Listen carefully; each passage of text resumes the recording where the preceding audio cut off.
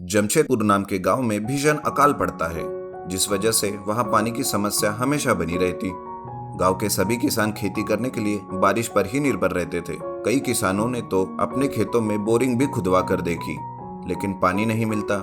गांव में बाके नाम का किसान रहता है, लेकिन वो भी बाकी किसानों की तरह पानी के लिए बारिश पर ही निर्भर था। और इस साल बारिश न होने की वजह से बाके भी परेशान था। लेकिन बाके का बेटा सांबा एक होशियार लड़का था। वो एक गराज में मैकेनिक का काम करता था और गांव वालों की समस्या पर उसकी हमेशा नजर रहती थी। गांव में हाईवे पर एक बड़ा होटल था, जहां लोग सफर करते वक्त रुकते और खाना खाकर निकल जाते थे। पीने के पानी के लिए वो लोग जो प्लास्टिक वाटर बॉटल इस्तेमाल करते थे, उसे वही फेंक कर चले जाते थे। उस होटल में जब भी कभी कोई बस या कार से आता, वो पानी की बोतलें ऐसे ही फेंक कर जाता। एक दिन बाके गांव के लोगों से कहता है, देखो भाइयों, गांव में पानी की समस्या अपने चरम सीमा पर पहुंची है। अगर ऐसे ही चलता रहा तो कुछ ही दिनों में इस गांव में रहना मुश्किल हो जाएगा। अरे तो आप ही बताओ बाके भैया, करे तो क्या करे? समस्या को हमेशा एक उपलब्धि समझो और उसका सामना करो। हम जल्दी ही इस समस्या का मार्ग ढूंढेंगे, क्योंकि मेरा बेटा सांबा इस पर काम कर रहा है। तभी हाईवे से जाती एक कार से एक व्यक्ति पानी पीने के बाद एक प्लास्टिक की बोतल बाहर फेंक देता है। उस बोतल को बाके का बेटा सांबा उठाता है और सोचने लगता है। सोचते सोचते सांबा घर आता है। तभी उसे एक उपाय सूझता है। क्या हो अगर इस बोतल में धीरे धीरे से पानी का रिसाव करके पौधों को मैं पानी दूं? ये तो कर ही सकते हैं। सांबा उस बोतल को लेकर उसका निचला हिस्सा काट देता है और बोतल की ढक्कन में छेद कर देता है। फिर बाहर जाकर एक पौधे के पास उसे लेकर खड़ा रहता है और घड़ी पर नजर रखता है। कुछ 1 घंटा बीत जाता है। वो कहता है, पानी अगर बूंद बूंद टपकेगा तो जमीन में जाकर वो जल्दी से सूखेगा नहीं और ज्यादा वक्त तक जमीन में नमी भी बरकरार रहेगी। ये सोचकर सांबा गांव के होटल के पास जितने भी बोतलें पड़ी रहती है उसे उठाने लगता है। ये देखकर गांव के कुछ लोग उसकी तरफ देखकर हंसते हैं और कहते हैं, अरे क्या बात है सांबा, तेरे बाप ने तेरे नाम पर गांव वालों को झूठा दिलासा दिया और तू इधर ये कचरा उठा रहा है। वाह, क्या खूब बाप का नाम रोशन कर रहा है। देखो भाइयों, मैंने पानी की समस्या का हल खोज लिया है। मैं जैसे कर रहा हूँ वैसे ही आप सब भी करो। पानी की बोतलें जमा करो और मेरे पास लेकर आओ। लेकिन सांबा की बात उन लोगों को समझ नहीं आती। वो लोग उसे कहते हैं, अरे तेरा ये पागलपन तू अपने पास ही रख, बड़ा आया साइंटिस्ट बना फिर रहा है। सांबा लोगों को समझाने में अपना टाइम वेस्ट नहीं करता और सारी बोतलों को उठाकर घर लेकर आता है और उन्हें भी वैसे ही काट कर ढक्कन में छेद कर देता है। फिर सारी बोतलों को वो खेत में लेकर जाता है और हर पौधे के पास उसे खड़ा करके बांध देता है। तभी एक आदमी कहता है, अरे भाई बाके, तुम अपने बेटे को मेंटल हॉस्पिटल लेकर जाओ। देखो ये क्या कर रहा है, कोई पागल ही ऐसी हरकत करता है ना। ये बात सुनकर सांबा कहता है, अरे भाई, आप नहीं तो कम से कम मुझे तो अपना काम करने दो। क्या पता इससे कुछ पानी की समस्या का हल ही निकल जाए। सांबा सारी बोतलों में पानी भरता है और अपने पिताजी के साथ खड़ा होकर उसे देखता रहता है। बाके को ये बात कुछ समझ नहीं आती, लेकिन वो अपने बेटे पर पूरा भरोसा रखते हुए इंतजार करता है और रोज रोज बेटे के साथ आकर बोतलों में पानी भरता है। कुछ ही दिनों में बाके का खेत हरे भरे पौधों से झूमने लगता है। ये देखकर बाबूजी सांबा को शाबाशी देते हैं और सारे फल को बेचने के लिए गांव से एक ट्रैक्टर बुलाते हैं। ट्रैक्टर में भरे हुए फल देखकर गांव वाले बड़े ही चकित होते हैं और सांबा के पास आते हैं। अरे भाई सांबा, ये चमत्कार तुमने कैसे किया? ये सब तुमने कैसे किया बेटा, जरा हमें भी बताओ। मैंने आपको पहले ही कहा था कि प्लास्टिक की बोतलों को उठा कर लाओ, उसे फेंको मत, लेकिन आपने मेरी बात नहीं सुनी। मैंने उसी प्लास्टिक वेस्ट से ये करिश्मा करके दिखाया। सारे गांव वाले सांबा और बाके की माफी मांगते हैं और सांबा के कहे मुताबिक प्लास्टिक वेस्ट बोतलों से एडवांस खेती करते हैं। समुद्रपुर नाम के एक शहर में राजेंद्र नाम का एक आदमी अपने परिवार के साथ रहता था। राजेंद्र एक नारियल बेचने की दुकान चलाता था, लेकिन वो अकेला नारियल बेचने वाला नहीं था। उसके सामने ही एक दूसरा नारियल बेचने वाला भी था। उसका नाम जगदीश था। जगदीश एक कपटी इंसान था। दूसरों की दुकान बंद करने की हमेशा उसकी कोशिश रहती थी। वो हमेशा इसी फिराक में रहता कि कैसे दूसरों का व्यापार खराब करे और अपना सुधारे। राजेंद्र अपनी दुकान पर अच्छे अच्छे और ताज़ा नारियल बेचता है, लेकिन जगदीश लालच में आकर खराब हो चुके नारियल को भी चिल्ला चिल्ला कर राजेंद्र के माल की बुराई करके बेचता था। ले लो भाई, ले लो, नारियल ले लो, समुद्रपुर का सबसे अच्छा माल। इसे रास्ते का माल सस्ता समझकर मत लेना। खास आपके लिए चुनिंदा नारियल लाया हूँ, जल्दी करो, आओ आओ। जगदीश के इस तरह चिल्लाने से काफी सारे कस्टमर राजेंद्र की तरफ आते आते जगदीश के तरफ चले जाते हैं और इस तरह से राजेंद्र का बहुत नुकसान हो जाता है। एक दिन राजेंद्र का दोस्त नरेश वहां पर आता है।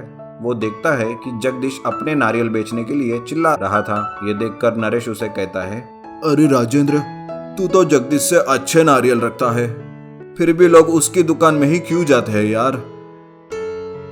यही तो इस समाज का दुर्भाग्य है नरेश। लोग किसी की भी बातें सुनकर उनके बहकावे में आते हैं और बिना जांचे परखे या अपना दिमाग लगाए चीज खरीदते हैं। लोग अक्सर दिखावे पर ही जाते हैं, ये नहीं परखते कि क्या सही है और क्या गलत। तो उसके जैसे ही चालाकी करके तू क्यों नहीं बेचता नारियल? मुझ में और उसमें फर्क है। मैं अपना धंधा चलाने के लिए लोगों की जान से खेल नहीं सकता। ये मेरे उसूल के खिलाफ है। थोड़ी देर बात करके नरेश अपने घर चला जाता है, लेकिन राजेंद्र के लिए उसके दिमाग में कुछ चलता रहता है।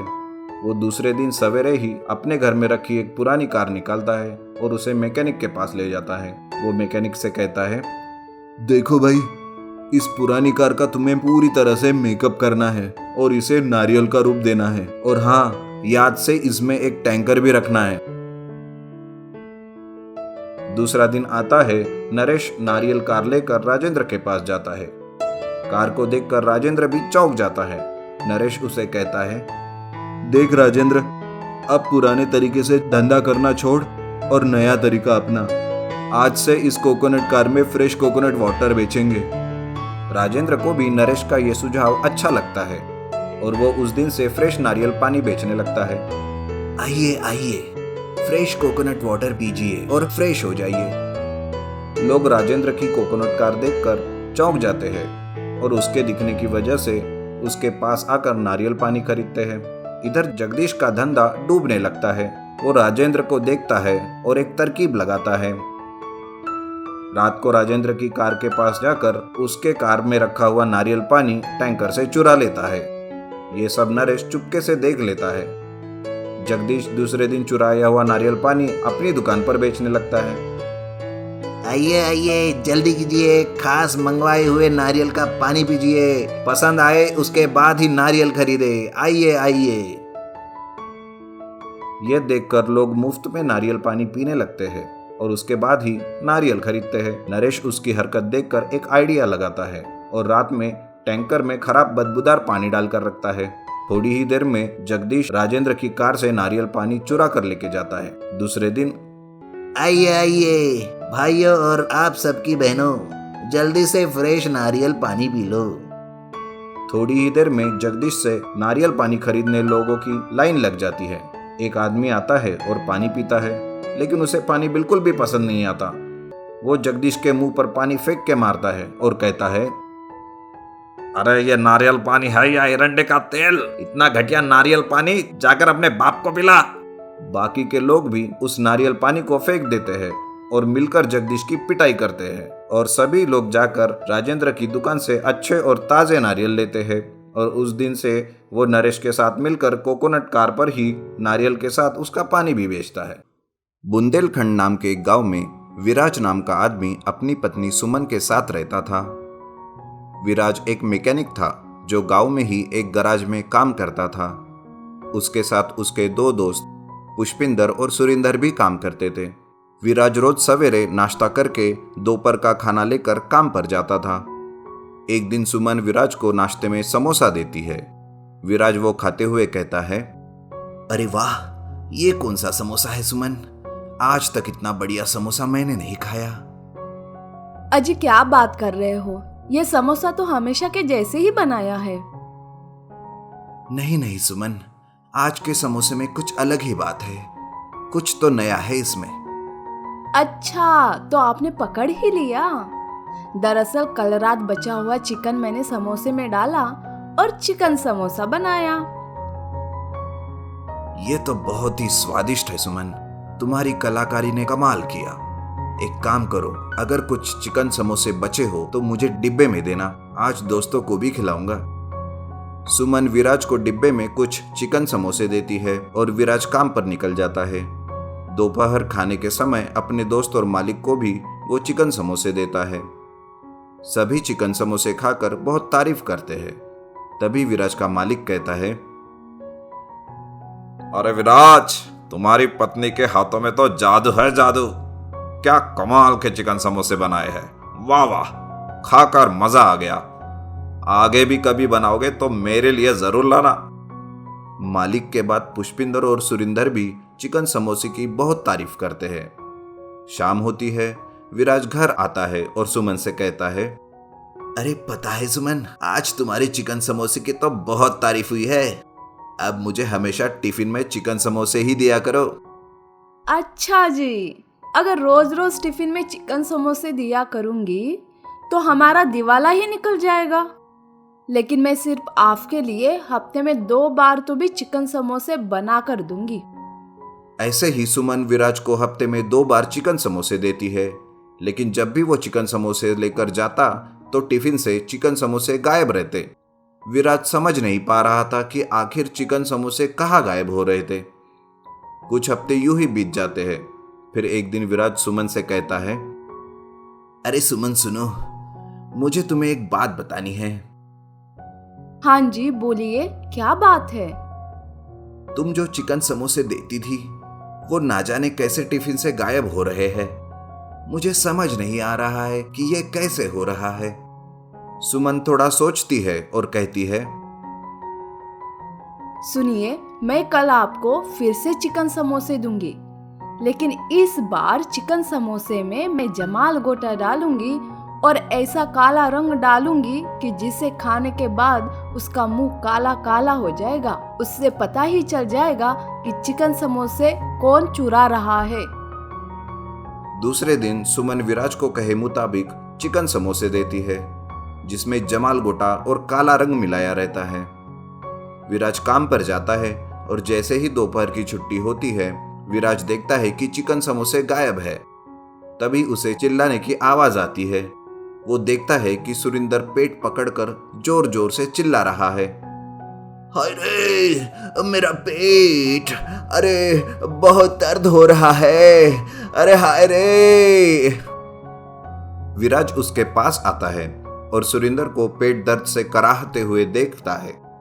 तभी विराज की नजर सुरिंदर की जुबान पर पड़ती है, जो पूरी तरह काली होकर रहती है।